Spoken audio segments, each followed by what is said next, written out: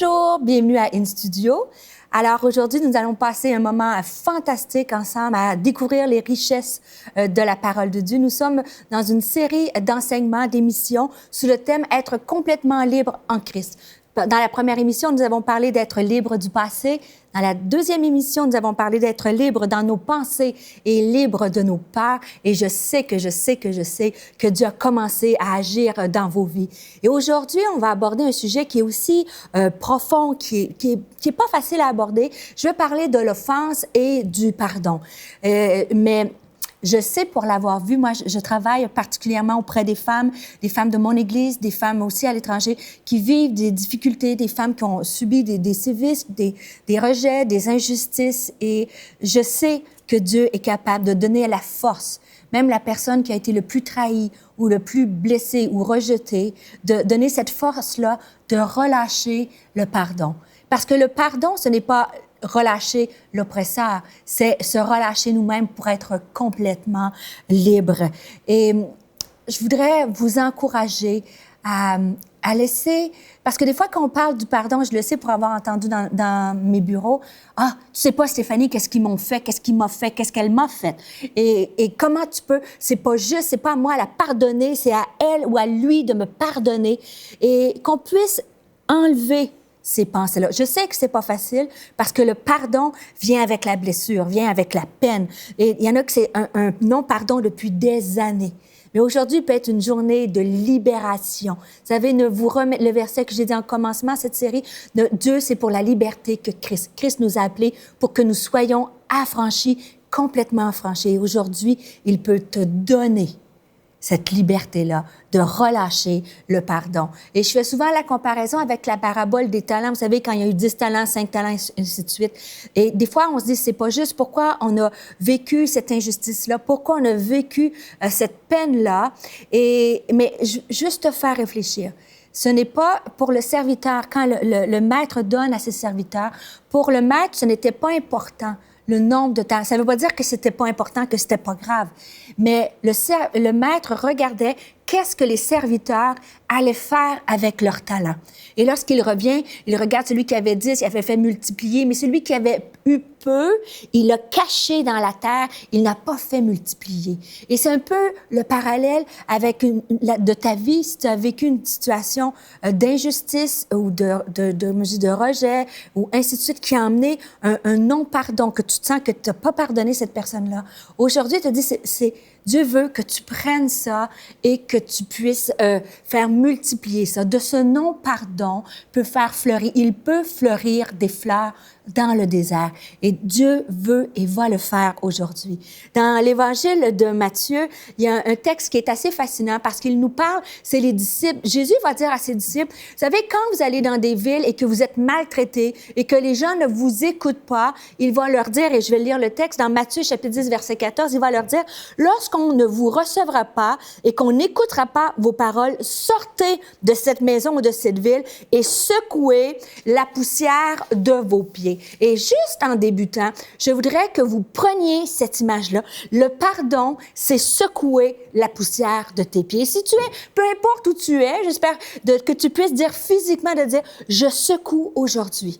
Par la grâce de Dieu, Seigneur, donne-moi la grâce de donner la force de l'offense qui m'a été faite, que je puisse la secouer, l'enlever de mes chaussures. Parce que, vous savez, quand vous avez de la poussière sur vos chaussures, la poussière, vous traînez la poussière partout avec vous.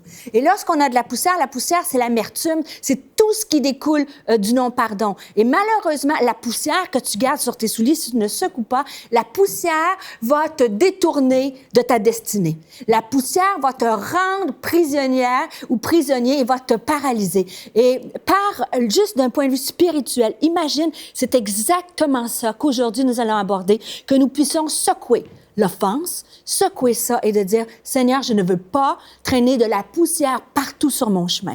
Je ne veux pas. Il y a des fois aussi qu'on essaie de comprendre pourquoi il m'est arrivé ceci, pourquoi ci, pourquoi ça, pourquoi. Et pourquoi ce ne sont pas efficaces. Et pourquoi, c'est dire, je ne comprends pas. Je ne comprends pas, mais j'ai choisi de secouer cette offense-là dans mes pieds. Et lorsqu'on parle de pardon, l'illustration qu'on peut emmener la plus le récit biblique moi, en tout cas personnellement, qui m'inspire le plus, c'est le personnage de Joseph. Vous savez, Joseph, que ses frères ont vendu, c'est assez atroce, hein? Ses frères le vendent, il est pris comme esclave, il arrive dans la maison de Potiphar. Il est traité injustement par la femme de Potiphar. Elle l'accuse de toutes sortes de choses. Il se retrouve en prison. Et moi, ce qui m'inspire, c'est que Joseph, qui est un homme de la même nature que vous et moi, a réussi à pardonner des offenses qui sont quand même assez énormes.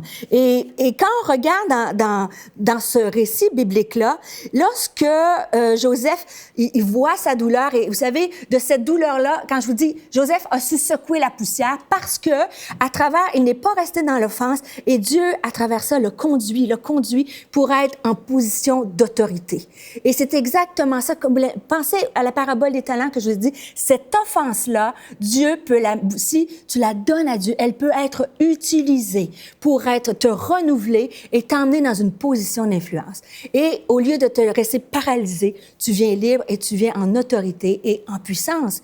Et Joseph, lorsqu'il voit ses frères, lorsque ses frères, c'est la famine, et ils arrivent en Égypte, ils rencontrent Joseph. Mettez-vous, moi, j'aime lire la parole de Dieu, puis je me mets dans la peau, et je me dis, moi, si j'étais Joseph et que je vois mes frères, et peut-être que vous avez vu des abus par vos frères ou par un parent, un père, une mère. En tout cas, peu importe l'injustice ou la blessure ou l'offense, et que vous avez votre offenseur devant vous, qu'est-ce que vous auriez fait? Et c'est là que on voit les héros de la foi. Joseph n'est pas resté dans l'offense. Joseph s'est élevé au-dessus des circonstances.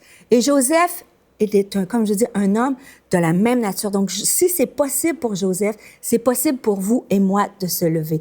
Et je vais lire le texte, ça veut dire, il dit, lorsqu'il voit ses frères, Joseph éleva la voix en pleurant, et les Égyptiens, l'entendirent.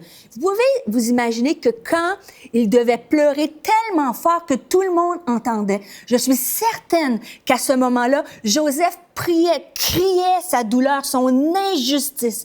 Et pour avoir vu des gens autour de moi, particulièrement des jeunes femmes, j'ai vu des femmes qui ont été victimes d'adultère, de toutes ces choses-là, et j'ai entendu leur douleur, et tu vois que ça fait mal. Et la blessure, elle est réelle encore. Et Joseph, il pleure. Et tout le monde l'entendit dans la maison de Pharaon. Mais la suite du texte nous dit, Joseph dit à ses frères, « Je suis Joseph. » Mais ses frères ne purent lui répondre car ils étaient troublés en sa présence. J'imagine qu'ils étaient troublés avec tout ce qu'ils ont fait. Et Joseph dit à ses frères, « Je suis Joseph, votre frère, que vous avez vendu pour être mené en Égypte. Maintenant, ne vous affligez pas et ne soyez pas fâchés de m'avoir vendu. » Voyez-vous la guérison extraordinaire, seulement possible par la grâce de Dieu, de dire, soyez pas fâchés, je vous pardonne.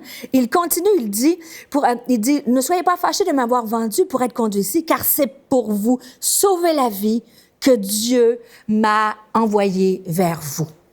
Arrêtez-vous un instant, c'est fascinant. Que de quelque chose, d'une offense, Dieu l'a utilisé pour emmener son peuple, pour nourrir son peuple. De ton offense, Dieu, si tu laisses Dieu te donner la force de pardonner, de dire je te relâche, je pardonne, je relâche, de ça, il peut se suivre des actions, des miracles fantastiques. Et c'est ce à quoi je t'appelle. Et c'est fascinant parce que tu vois toute la libération. Ne soyez pas fâchés. Il est même rendu à se préoccuper de ses offenseurs, de cette injustice, des gens qui l'ont maltraité. Et c'est ce que je prie pour chacun d'entre nous. Et vous savez, il y a une femme qui s'appelle King Funk et elle a été... il y a une photo qui a fait le tour du monde.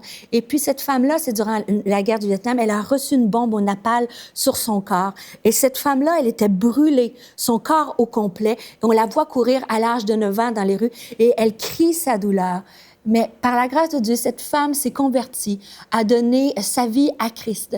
Elle est devenue une ambassadrice à l'ONU et elle a conté son témoignage. On voit dans sa biographie des photos d'elle-même où tout le corps, elle a subi des dizaines et des dizaines d'opérations. Son corps est brûlé partout. Elle dit même comment je vais rencontrer un homme, comment et elle aurait pu en vouloir toute sa vie à cet événement-là qui était injuste. Pourquoi la bombe est tombée sur sa maison et non ailleurs? Et cette femme-là a choisi de pardonner. Et lorsque vous lisez sa biographie, je vous la recommande. Elle dit, elle est à l'ONU, elle fait un discours, et pendant ce temps-là, elle parle, puis elle proclame un message de paix. Et alors qu'elle fait ce discours-là, il y a un homme qui est assis dans la salle, et cet homme-là, c'est celui qui a largué, qui a lancé, qui a donné la décision de larguer la bombe. Puis elle dit dans un discours de paix, elle dit, si j'avais devant moi cet homme-là, je lui dirais qu'on ne peut pas retourner en arrière, on ne peut que bâtir sur le présent. Elle ne le sait pas que cet homme-là est assis dans la salle. Alors, l'homme est rempli, vous imaginez la culpabilité, la honte, la peine. Alors qu'il entend ce message-là, il décide, il envoie un message, puis il dit, j'aimerais rencontrer cette femme. Et finalement, à la fin, elle descend de l'estrade, comme ici, si vous voyez, il y a une petite marche, elle descend là, et l'homme est devant elle, puis il lui dit, c'est moi qui a commandé de larguer cette bombe-là. Et quand elle l'a vu, elle a regardé à ses blessures, elle a dit, elle l'a pris dans ses bras, puis elle lui a dit, je te pardonne. Et c'est l'idée des héros et des héroïnes de la foi, comme Joseph, comme plein de gens à travers les Écritures, on va voir l'histoire de Paul tout à l'heure, que face à l'agresseur, la face à l'offense, tu as un choix de dire, je reste prisonnière, prisonnier, ou je pardonne. Je pardonne et j'aimerais préciser que pardonner, ça ne veut pas dire oublier. Pardonner, ça ne veut pas dire qu'il ne s'est rien passé. Le pardon, c'est comme lorsqu'on prend, il y a un clou dans un mur, on prend le marteau, il y a un clou, on met le clou dans le mur, et quand on pardonne, on retire le clou, et il reste toutefois un trou. Mais le trou, il est là, mais Dieu vient le guérir au fur et à mesure. Alors, c'est important de savoir, ne veut pas dire que pardonner, ça ne veut pas dire tomber dans un déni ou que ça ne s'est jamais passé. Et une des façons de pouvoir pardonner, et on va regarder maintenant le personnage de Paul, c'est comment on peut pardonner. J'aime le texte, cette phrase-là qui dit « Je pardonne parce que je choisis la joie.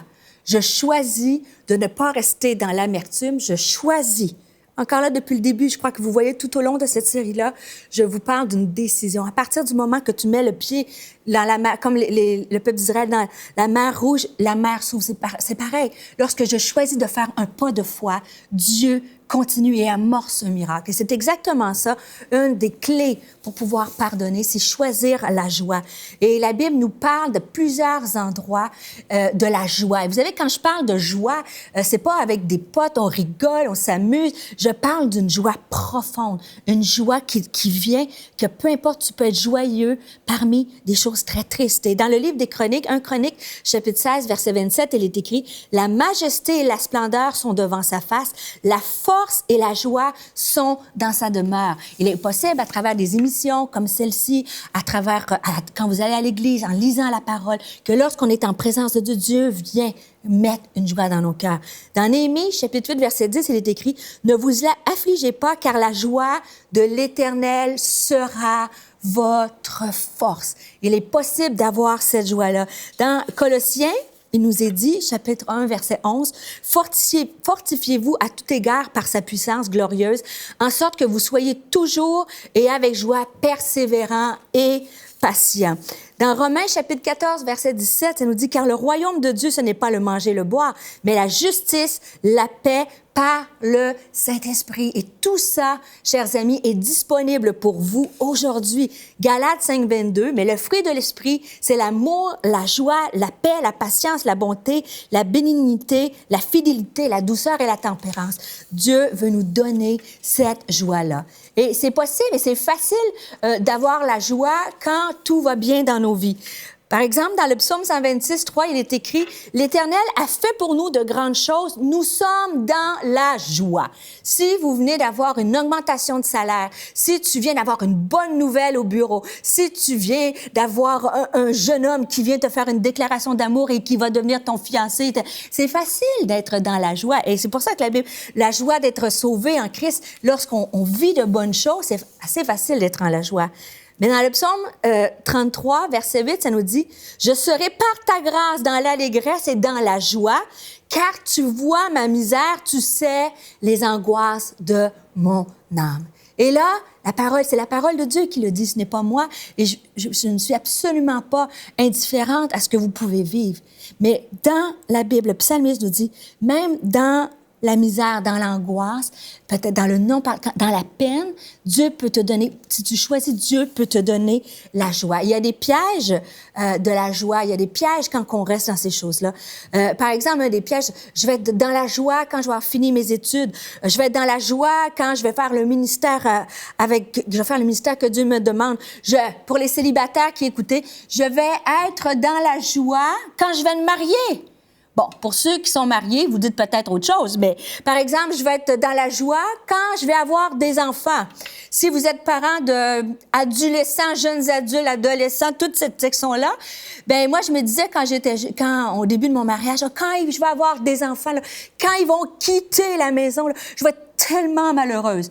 La vie est bien faite, c'est que, pour dire, on pense que la joie, c'est ça, mais finalement, quand ils arrivent à 20, 25 ans, et je fais des blagues avec eux, je me dis, je vais de la joie quand vous allez quitter la maison aussi. Alors, il y a des pièges de la joie quand on va se marier. Mais la joie, malgré l'offense, la joie, le bonheur, ce n'est pas une destination, c'est une façon de voyager. Et Kay Warren a donné une définition de la joie. Elle a écrit un livre sur la joie. Et vous savez, cette femme-là, avec son mari Rick Warren, qui a écrit Une vie, une passion, une destinée, un best-seller qui a été vendu à des milliers d'exemplaires. Et ils ont perdu leurs enfants, leur fils, d'une façon très tragique. Leur fils avait des problèmes de santé mentale et il avait des problèmes de dépression. Ils pouvaient aller voir toute l'histoire, elle est documentée sur Internet et maintenant, ils l'utilisent pour aider des gens comme ça. Mais un matin, ils sont arrivés à la maison, ils ont cogné à la maison, ça ne répondait pas. Ils savaient que leur fils était malade et ils sont arrivés, ils ont fait appeler les policiers, leur fils s'était enlevé la vie. Et vous savez, ça peut arriver partout. Et eux, bien sûr, ils ont pleuré, ils ont eu de la peine, mais Dieu les a relevés à travers ces défis-là, à travers ces pourquoi-là. Imaginez l'homme il a fait une émission et on lui a posé, vous qui avez écrit le livre Une vie, une passion, une destinée, comment vous pouvez expliquer que votre fils s'est enlevé la vie? Et il explique du libre choix et comment Dieu est en contrôle de toutes choses et que son fils avait une relation avec Dieu, mais c'était un problème de maladie. Et finalement, Dieu les a relevés. Vous savez, quand je parle de non-pardon, des fois, ça peut être par rapport à Dieu. Pourquoi Dieu, ça m'arrive? On a besoin de relâcher Dieu. Et finalement, eux ont choisi d'aider des centaines de personnes à travers ce témoignage-là qui font que maintenant, il y a des psychiatres, il y a des gens, des médecins qui travaillent dans leur Église pour aider. Alors, c'est possible. Et cette femme-là, à travers cette épreuve-là, elle a écrit, et c'est pour ça que je vous dis que c'est possible et accessible, comme Joseph, comme Kay Warren, comme Stéphanie, mettez votre nom. Ça dit, la joie est une conviction profonde que Dieu est en contrôle de toutes les situations et les détails de ma vie. C'est cette assurance qui me permet de croire qu'ultimement, tout va bien se terminer. La joie est un choix déterminé. Et je répète, la joie est un choix déterminé qui nous donne la force de rendre gloire à Dieu en toutes circonstances. Et on peut rendre gloire à Dieu, peu importe les injustices ou les blessures que nous traversons. Il y a des voleurs de joie, comme j'ai dit, j'ai parlé des pièges de la joie. Mais il y a des voleurs de joie, le non-pardon, l'offense du passé est un voleur de joie, la douleur. Les gens autour de nous peuvent être un voleur de joie, des paroles de critique, des paroles de mort, des paroles de découragement, des paroles qui se viennent, des fois, ça peut venir dans notre propre camp. On peut avoir des paroles qui nous découragent de nos enfants, des paroles de nos maris, de nos femmes, ça peut être des paroles comme ça. On peut avoir eu malheureusement, des paroles aussi de découragement dans l'Église, par des croyants, par un pasteur. Et ça, c'est des voleurs de joie qui peut emmener l'offense dans nos vies. Tu viens te voler ta joie. Des problèmes financiers, des problèmes de toutes sortes. Alors aujourd'hui, on va regarder comment Paul, lui, a vécu des choses très difficile et comment il a réussi à choisir la joie. Et quand on parle de joie, c'est un incontournable. Lorsqu'on parle de la joie, on parle du livre l'Épître aux Philippiens. L'Épître aux Philippiens est reconnu pour être l'Épître de la joie. C'est le livre le plus joyeux de tout le Nouveau Testament. On retrouve le mot joie 17 fois ou se réjouir juste uniquement dans l'Épître aux Philippiens. 17 fois le mot joie. Et quand on étudie, on serait porté à croire que Paul, lorsqu'il parle du livre de la joie, il était dans un état d'extase, un état de perfection dans sa vie, que tout allait bien, que les croyants se convertissaient, que il n'y avait plus aucun ennemi après lui, qui n'était pas persécuté. Mais non, lorsque Paul écrit ce texte-là, c'est pas du tout sa situation. Et moi, ça me faisait penser, j'ai eu le privilège, et j'ai beaucoup d'amis encore là-bas, d'apporter la parole à Papeete en Tahiti. Et lorsque on a apporté la parole à plusieurs conférences, et il y a une femme pour m'honorer, a voulu me bénir. Et là, c'est le privilège. Moi, j'ai dit au Seigneur, où tu veux, j'irai. Et j'étais à Papeete, elle m'a payé une belle maison sur pilotis à Bora Bora. Et oui, Bora Bora. Et pendant 24 heures, il me semble que j'aurais été dans un état d'écrire l'Épître aux Philippiens. L'Épître de Stéphanie à Bora Bora aurait sûrement porté sur la joie. Et c'était un privilège. Ils m'ont vraiment béni et j'étais honorée. Mais ce qui donne toute son ampleur à l'Épître aux Philippiens et à Paul, c'est que Paul est dans une prison, il est privé de tous ses droits, il est dans un état... Vous savez, les prisons à cette époque-là, c'était vraiment un lieu infect, un lieu qui sentait mauvais, privé de tout, de liberté, privé dans des conditions très, très, très difficiles. Et comment Paul a pu écrire la joie? Si Paul est capable d'être dans la joie, et rappelez-vous qu'il avait été calomnié, il avait été traité injustement. Et lui, Paul, son rêve était d'aller apporter la parole à Rome, dans un stade à Rome. Et il y avait une bonne raison. Et pourtant, de ce rêve-là, il s'est retrouvé en prison, complètement isolé, complètement dans une condition abjecte. Et 2 clés à travers cette épître-là, comment on peut garder notre joie malgré la situation qu'on vit. 2 clés pour garder ma joie. 1, je prends la décision, toujours la même chose, je prends la décision de choisir la joie. Et 2e mouvement, je perçois ma situation comme Dieu la voit. Prendre la décision, on en a bien discuté. Je vais m'attarder surtout au 2e point. Je perçois ma situation comme Dieu la voit. Dans Philippiens 4.4, c'est écrit, et Paul écrit à travers toute cette condition. Imaginez, Paul, c'était Rome, c'était la croisade d'évangélisation, c'était son rêve, sauver des âmes, et pourtant, il va se retrouver dans cette prison, d'accord? Et lorsqu'il voit, il pourrait dire, pourquoi Seigneur, moi je voulais te servir, pourquoi Seigneur, j'ai été mis injustement en prison? Et il va écrire dans Philippiens chapitre 4, verset 4, réjouissez-vous toujours dans le Seigneur, je le répète, réjouissez-vous. Philippiens 3, verset 1 nous dit, « Au reste, frères, réjouissez-vous dans le Seigneur, je me lasse point de vous écrire les mêmes choses, et pour vous, cela est salutaire. » Et c'est assez incroyable qu'à travers ces moments-là, il peut réussir à écrire un texte aussi profond. Et quand on va regarder à quelques aspects, pourquoi il réussit à choisir la joie? Car il va dire, Philippiens 1, verset 1, chapitre 1, verset 19, « Car je sais que dans ma situation, je sais que cela tournera à mon salut, et certaines versions vont dire à mon bien, grâce à vos prières et à l'assistance du Saint-Esprit, de l'Esprit de Jésus-Christ, car je sais que cela va tourner à mon bien. » Et quand, peu importe, et c'est la même clé que Joseph a utilisée pour ouvrir cette porte du pardon, la même clé que Paul, ils savent que que de l'offense, la situation peut tourner au bien. C'était prévu, la Bible nous dit, c'était prévu pour le mal, mais Dieu a changé les circonstances au bien. Et je vais vous en faire la démonstration dans ce texte-là. Dans Philippiens, chapitre 1, verset 12, il est écrit, « Je veux que vous sachiez, frères, que ce qui m'est arrivé a plutôt contribué au progrès de l'Évangile. » Et Paul a compris que les pensées de Dieu étaient au-dessus de ses pensées. Paul a compris que pour lui, le meilleur était le stade à Rome. mais sans qu'ils comprennent pourquoi à ce moment-là, Dieu a permis qu'il se retrouve dans la prison. Et c'est dans cette prison-là qu'il commence à changer sa situation, qu'il commence à dire, Dieu est au contrôle de ma vie et si je vis ça et si je suis ici, c'est qu'il va se passer quelque chose. Et c'est exactement ce qui s'est passé. Parce que Paul, à travers, on regarde les Écritures, Paul, dans sa prison, il était un prisonnier qui était de haut niveau, de grande stature et Paul avait le droit à la garde royale. Et c'est à ce moment-là, et la Bible nous le dit, qu'ils ont été touchés et Paul a emmené à la conversion, si on fait les statistiques, plus d'âmes dans cette prison-là, pendant ces 4 ans-là qu'il était en prison, que ce qu'il aurait fait à Rome. Et en plus, il a touché des gens d'influence, des gardes d'influence, puisqu'il était un prisonnier prestigieux, si on peut dire, de haut niveau, de grande stature.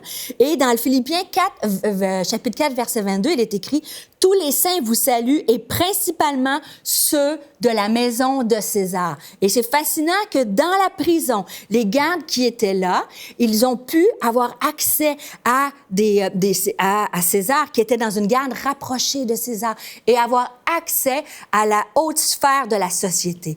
Regarde ta situation, ton offense, d'un angle différent. Qu'est-ce que Dieu peut faire avec ça? Paul a choisi de regarder ça dans un autre angle. Et Paul avait raison.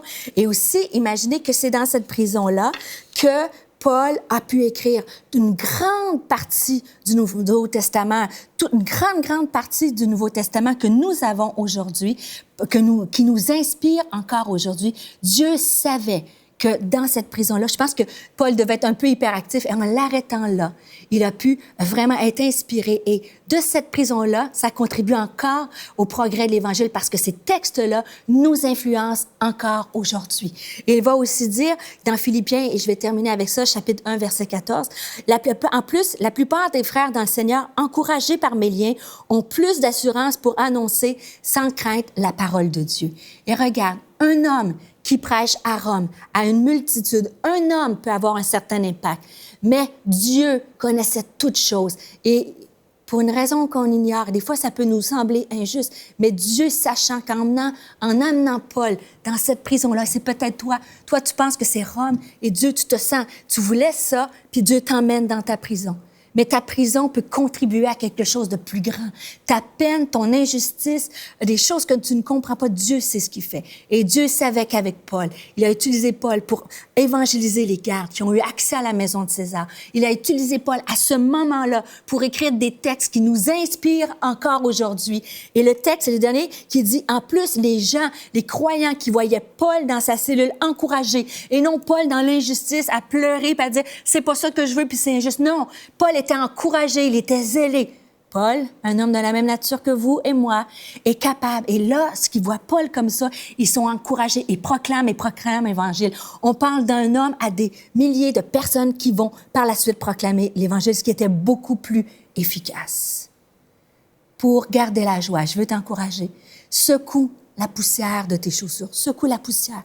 Ne garde pas l'offense, te détourner de ta destinée. Et comment tu fais ça? Prends la décision de relâcher. Demande à Dieu par sa force. Et deuxièmement, regarde ta situation à travers la perspective de Dieu. Dieu peut prendre ta situation comme Joseph et faire quelque chose de miraculeux. Tu as un choix. Le choix de dire, non, je ne veux plus être paralysé. Je libère cette offense-là et je relâche le pardon. Que vous puissiez prendre cette décision-là, mes amis, aujourd'hui. C'est une décision qui peut changer vos vies et changer votre destinée.